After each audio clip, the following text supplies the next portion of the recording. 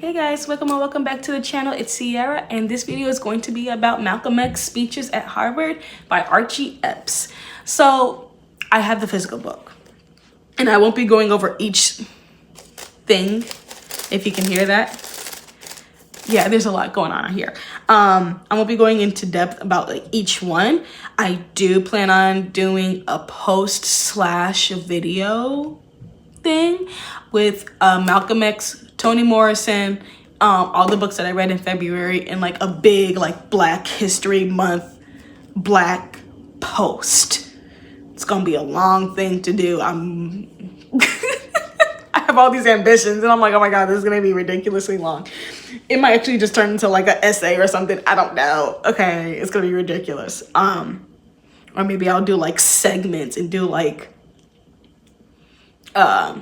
what's that thing that they talk that people say on Instagram, like episodes or something like that, like do like chapters or whatever. Yeah, like do like a chapter 1 this theme, chapter 2 this theme or whatever, and like integrate everything. Yeah, I'll probably do it like that. That'll probably be easier because I think doing all of that together would just be really long as hell. I'll figure out how to break that down, but that's for me to figure out, so that's neither here nor there right now. But I did want to talk about the book, and you see I tabbed it up, and I'm not really an annotated girly, but I had to with this one. So I did talk about like my review overall in my February video. So I won't be like referencing that too much because it was really just like a quick little summary that I said. But I will say though, at the beginning, learning more about Malcolm X, his upbringing was really, really good. I just wish that didn't start off the book. I feel like just the format in general of the book wasn't as strong as I wanted it to be. Because I expected speeches at the very beginning. I would have preferred speech and then notes on each speech, because all of the notes on the speech are like within like the first like however many pages, like the first like 60 pages roughly is about his life. I said, oh my god, this is already a lot. I'm already like really struggling just to keep up with information. That was just me in general. But that's just kind of a format I would have preferred for the book, but that's just a personal thing. But there are a lot of notes, and I will say this. Malcolm X references Shakespeare a lot. And like I said in my little summary, I literally three technically. There's only 3 things of Shakespeare that I read. I never read Hamlet, so I was just like, I have no idea what this is a reference to. Also, I've been out of high school for a long time, okay? I don't know what anything Shakespeare has said means anymore. I don't know. I don't remember. I remember the movies, like the modern Othello. That one was good. But other than that, like I do not remember what anything actually meant when it comes to like the plays and lists and like, you know, annotating it in the classroom and trying to understand Shakespeare's language. I don't remember anything like that. So that did not work for me, the fact that he referenced Shakespeare so much, because I was like, I have no idea what this is. Moving on.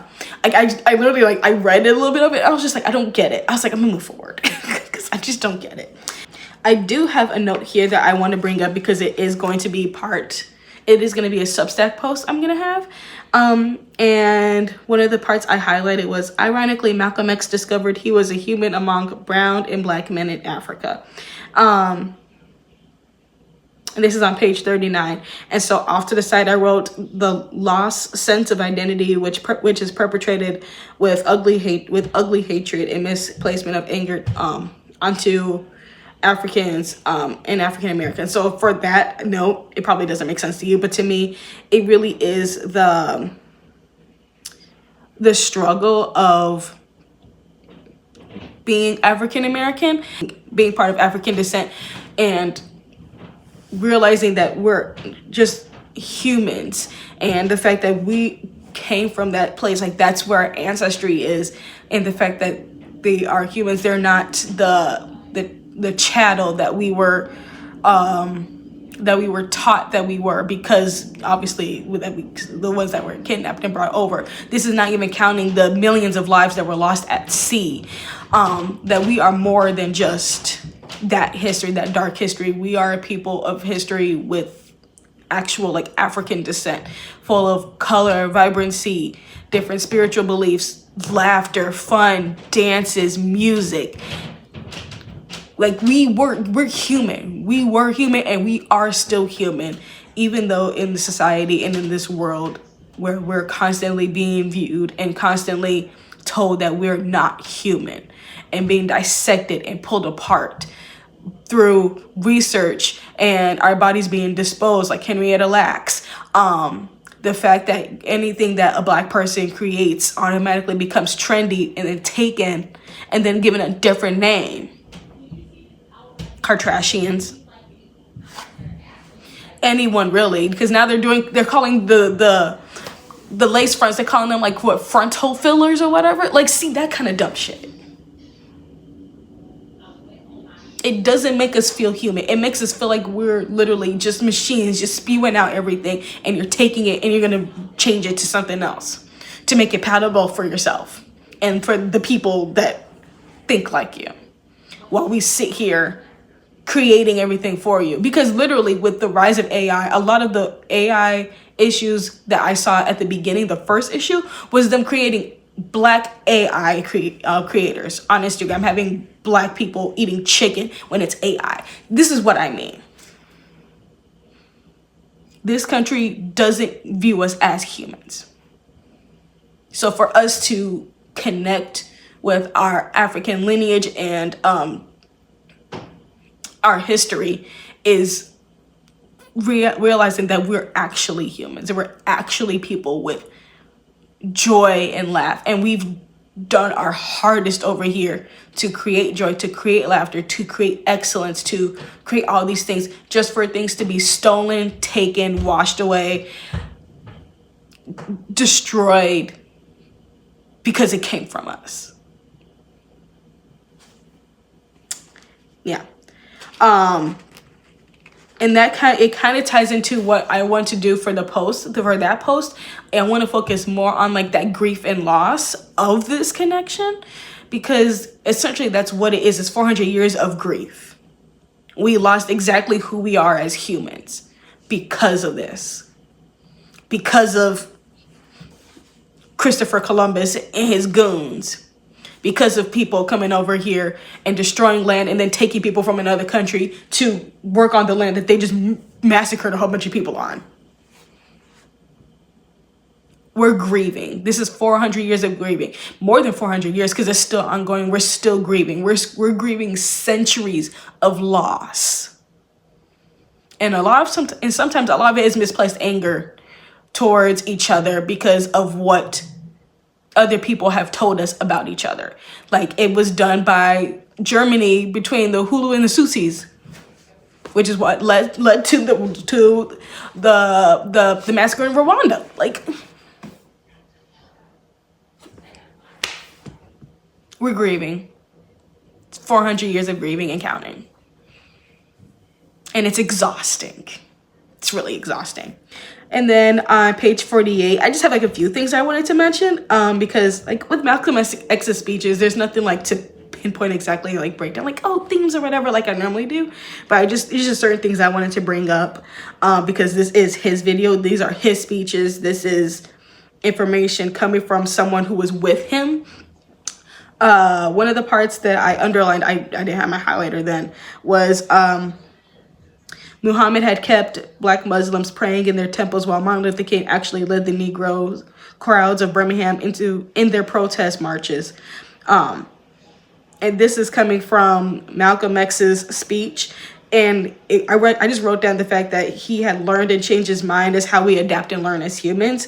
But there are those that are set to what they believe is right because their ego overrides sense.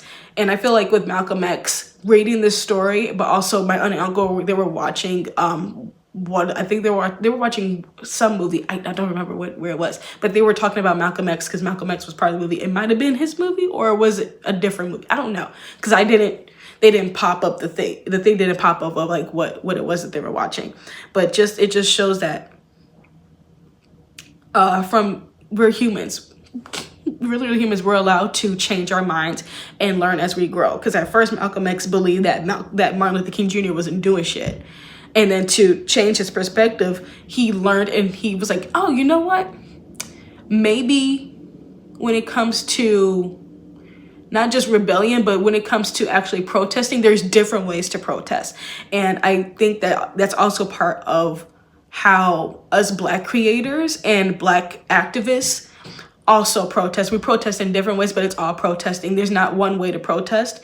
And I think that's something that I internalized, was that there's only one way to protest, and felt like I wasn't doing enough because I wasn't out in the streets protesting with signs or anything like that. But I can protest in my own way, which is through my writing, by writing Black girls that are messy. That's my way of protesting, to show that Black girls are allowed to be messy and complicated and have messy love lives and be able to make terrible mistakes and learn from them, because we're human. That's my way of protesting. And for Malcolm X to learn this is just the fact that we can protest in different ways. We can protest through marches. We can protest by having our journalists like Don Lemon, who are out there doing the hard work, having political officials like Jasmine Crockett, who was actively trying to dismantle things, but y'all didn't want her. Like, oh my God, like, it just pisses me off. But there are us Black creators, like there's like Michael for Reading Rainbow. He's the new face for the Reading Rainbow. That's another way to be an activist be an activist within the Black community, is by allowing Black children to read and being a positive male figure like Michael, or to be a comedian, like a good comedian, not a bad one, but like being a comedian and having certain, like Josh Johnson. Love him, love his work. He's become really, really big lately, and I love his stuff. And he's funny, and his stuff is poignant and funny at the same time, and people enjoy it. Like, you can do it like that. You can be a writer like Tiffany D. Jackson. She puts it on her writing. She pisses me off sometimes, but that's what she does. That's how she writes. You can write romance, not even just, but like, you can write romance, write Black love, like all of my authors that are on my freaking shelves. Like, I have a whole bunch of Black female authors. A lot of them write about messy Black girls in relationships. Like, Yinka, where is your husband? Messy. That is a way to be an activist. Talia Hibbert, with her writing, she is in the UK. She is British, but she's a Black British person, and her characters are Black girls that are quirky, that are very different. So many. You have Black horror, Black thriller writers, you have sci-fi writers. We have Toni Morrison. We have so many people that we can protest in all these different ways, and it means a lot. And the fact that Malcolm X is able to recognize that just showed that he was able to grow and adapt and understand how Black people make a difference no matter what we do and where we put our energy in. Like Doechii. Apparently people hate Doechii. I'm like, her music's kind of nice. I listen to a few songs. Just a fun, unique style. Like, I don't see the problem. Maybe it's because I'm also not into like the celebrity space like that. But if I like an artist and they actually, I'm cool with them. I don't see what the problem is. Like, and then if you start being weird, like Nicki Minaj weird, then we got a problem. But other than that, like, even if I don't listen to the music, I'm not the one who is over here like bashing like Cardi B. I've never listened to a Cardi B song in my life. Probably won't. But I'm not over here bashing her. And she is a huge activist for the Black community. She's a huge supporter. So I'm like, go ahead, girl, do your thing. There's so many different ways that we can be activists for the Black community and how we connect with each other. And it's perfect. It's not just one way to be an activist and spark change. Another one I want to point out, I'll probably do like maybe two more, The next one I have is the ideology of slave. This is on page 77. The ideology of slavery permeated nearly every policy the whites followed. They behaved like the slave owners of the Old South. Some were kind, others cruel, but every single white was a slave owner of some sort. The white liberals were a mirror image of the worst kind. And to this, I feel like it's very much aligned with how society is now. It's kind of like it very much aligns exactly with how society is now. Like the music industry, sports, media, trends, like it's still there. It's just coded differently, and just it's like given like a pink background and like a gold border and written in like some cursive font. It just looks cuter, but it's still there.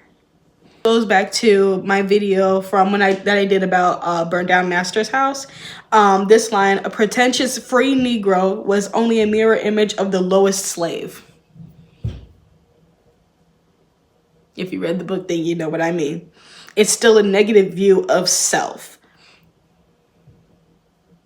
Regardless, like it just writes itself. Like I was just like, ooh, this is just why I highlighted so much, because I was like, there was just so many different things that these speeches brought up and the notes from Archie Epps along the way when it came to analyzing the speeches.